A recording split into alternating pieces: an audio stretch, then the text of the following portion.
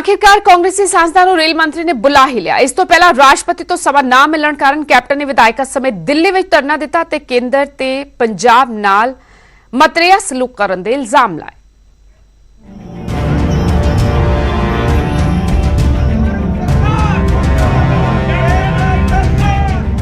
दिल्ली दा जंतर मंतर धरने ते पंजाब सरकार केंद्र तो पंजाब के हक मंगण दे लई पूरी सूबा सरकार धरने ते जा बैठी। यह विलक्षण तस्वीर है जब कौमी राजधानी दे विच केंद्र के खिलाफ पंजाब सरकार ही धरने दे उत्ते बैठी होवे, क्योंकि खेती कानूनां करके बने हालात दे नाल सूबे की आर्थिकता नूं वड्डी सट वजी है। बिजली संकट पैदा हो रहा है। चिट्ठी पत्र जरिए संकट दा हल कढण दी कोशिश हुई, मुलाकातां दे लई प्रोग्राम उलीके गए, पर जदों केंद्र ते राष्ट्रपति वालों समा ना दिता गया तो फिर पंजाब सरकार ने प्रदर्शन दा राह चुनिया। राजघाट नूं धरने दे लई चुनिया गया, पर दिल्ली प्रशासन ने इजाजत नहीं दी। फिर जंतर मंतर ते मुख्यमंत्री दी अगवाई दे विच धरना लगा दिता गया। मुख्यमंत्री ने केंद्र दे नवे खेती कानूनां नूं पंजाब ते किसान विरोधी करार दिता। ये जो बिल पास किए 3 बिल, एक एस्टैब्लिश सिस्टम था, उसको तोड़ने का फायदा क्या है आपको हुआ? आप एक सिस्टम कर रहे हो कि कॉर्पोरेट हाउसेस इसको खरीदें। अब आप बताओ मुझे कि 75% मेरे किसान 5 किले से कम है, उनमें से आधे किसान 2.5 किले से कम। तो ये जो लड़ाई मैं ले रहा हूं, मैं उन गरीबों के लिए ले रहा हूं जिनकी 2 एकड़, 1 एकड़, 2.5 एकड़, और वो हैं 75% के 25% इज दैट टाइप ऑफ उस किस्म का फार्मर। अब आप मुझे बताओ, केंद्र दे वल्लों ट्रेनां बंद करन ते भी मुख्यमंत्री ने सवाल चुके। सीएम ने दस्सिया कि साडे ट्रैक अते सड़कां खाली ने, सुरक्षा दी गारंटी पंजाब सरकार ने लई है, पर केंद्र फिर भी ट्रेनां चलाउण नूं तैयार नहीं, जिस नाल सूबे अंदर बिजली, बारदाने ते खाद दा संकट खड़ा हो गया।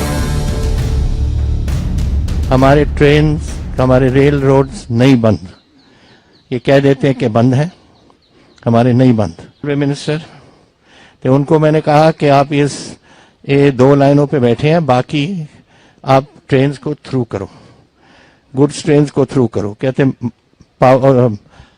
पैसेंजर ट्रेन भी होनी चाहिए। मैंने कहा कर दो भाई, हमें तो कोई प्रॉब्लम नहीं है। कौन गारंटी रहता है? मैं रहता हूं। जहां जहां मुझे चाहिए, जो स्टेशन पे आपको, जो आप रेलवे वाले को, वहां हम पुलिस बैठा देंगे। आपकी रेलवे पुलिस है, मेरी पंजाब पुलिस है। वी विल लुक टू सी कि ट्रेन में कोई गड़बड़ नहीं होगी। पंजाब सरकार दे वल्लों सौदे बिल राष्ट्रपति नूं ना भेजण दे मुद्दे ते भी सीएम ने पंजाब दे राज्यपाल दी भूमिका ते सवाल चुके ते राष्ट्रपति दे नाल मुलाकात दा अपना मकसद भी स्पष्ट किया। मुझे मालूम है कि वो बिल अभी राजभवन में पड़ा है गवर्नर साहब के पास। क्यों पड़ा है ये मुझे समझ नहीं आती, because governor has no role to play. Governor is only a post box. वो हम देते हैं उनको। हम 20 तारीख को दे आए थे सब पार्टीज मिलकर, और उनकी ड्यूटी बनती थी कि उसको राष्ट्रपति जी को पहुंचाए। 2 हफ्ते हो गए, आज तक नहीं पहुंची। उनने कोई उसमें कमेंट नहीं देना, कुछ नहीं करना। It is straightforward delivery to the Rashtrapati Bhavan to the president. मुख्यमंत्री संविधान की किताब लैके जंतर मंतर पहुंचे सन। सीएम ने केंद्र सरकार ते संवैधानिक जिम्मेवारियों तो भज्जण दे इल्जाम लगाए। उन्होंने कहा कि जीएसटी दा पैसा वापस करना केंद्र की संवैधानिक जिम्मेवारी है। मार्च महीने तो बाद सानू पैसा नहीं दिता गया।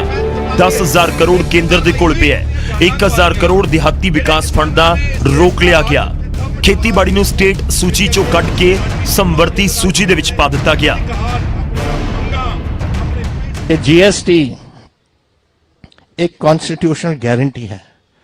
वो जीएसटी हमें मिलनी चाहिए एवरी क्वार्टर। आज मार्च 31 के बाद मेरे पास कोई पैसा नहीं आया। 10,000 करोड़ पेंडिंग पड़ा है सेंटर के पास। 1,000 crore RDF rural development fund का, मिनिस्टर साहब बैठे हैं यहाँ, वो नहीं आया हमारे पास। Why are you doing this? आज अगर ट्रेन नहीं चलेंगे तो कोयला नहीं आएगा, कोयला नहीं आएगा, प्लांट्स नहीं चलेंगे। लेबर करना देखिए ਜੰਤਰ ਮੰਤਰ ਤੋਂ ਸੀਐਮ ਨੇ ਇਹ ਵੀ ਦੱਸਿਆ ਕਿ ਸਰਕਾਰ ਨੂੰ ਕੀ ਕਰਨਾ ਚਾਹੀਦਾ ਹੈ ਤੇ ਕੀ ਨਹੀਂ। ਸੀਐਮ ਨੇ ਕਿਹਾ ਕਿ ਧਰਮ ਦੇ ਮੁੱਦੇ ਤੋਂ ਸਰਕਾਰ ਨੂੰ ਦੂਰ ਰਹਿਣਾ ਚਾਹੀਦਾ ਹੈ ਤੇ ਕਿਸੇ ਦੀ ਰੋਟੀ नहीं खोनी चाहिए। मैंने एक बार कहा था कि दो बातें हैं जो किसी हुक्मरान को छेड़नी नहीं चाहिए।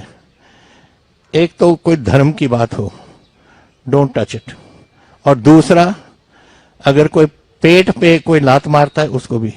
दीज आर टू थिंग्स जहां एजिटेशन होती है, धर्म के मसले पे या जब बच्चों को रोटी नहीं दे सकता कोई, उस मसले पे, और उस मसले पे हम आ रहे हैं। ये झगड़ा होएगा। ਕੇਂਦਰ ਖਿਲਾਫ ਦਿੱਤੇ ਇਸ ਧਰਨੇ 'ਚ ਅਕਾਲੀ ਦਲ ਤੇ ਆਮ ਆਦਮੀ ਪਾਰਟੀ ਦੇ ਵਿਧਾਇਕ ਤਾਂ ਸ਼ਾਮਿਲ ਨਹੀਂ ਹੋਏ, ਪਰ ਕਾਂਗਰਸ ਨੂੰ ਬੈਂਸ ਭਰਾਵਾਂ ਸੁਖਪਾਲ ਖਹਿਰਾ ਅਤੇ ਢੀਂਡਸਾ ਧੜੇ ਦਾ ਸਾਥ ਜ਼ਰੂਰ ਮਿਲਿਆ। ਨਵਜੋਤ ਸਿੰਘ ਸਿੱਧੂ ਇਸ ਧਰਨੇ 'ਚ ਸ਼ਾਮਿਲ ਹੋਏ, ਪਰ ਕਾਂਗਰਸ ਦੇ ਰਾਜ ਸਭਾ ਮੈਂਬਰ ਪ੍ਰਤਾਪ ਸਿੰਘ ਬਾਜਵਾ ਅਤੇ ਸ਼ਮਸ਼ੇਰ ਸਿੰਘ ਦੁੱਲੋ ਨੇ ਇਸ ਪ੍ਰਦਰਸ਼ਨ ਤੋਂ ਦੂਰੀ ਹੀ ਬਣਾਈ ਰੱਖੀ। ਦਿੱਲੀ ਤੋਂ ਪੰਕਜ ਕਪਾਹੀ, ਨਿਊਜ਼ 18 ਪੰਜਾਬ।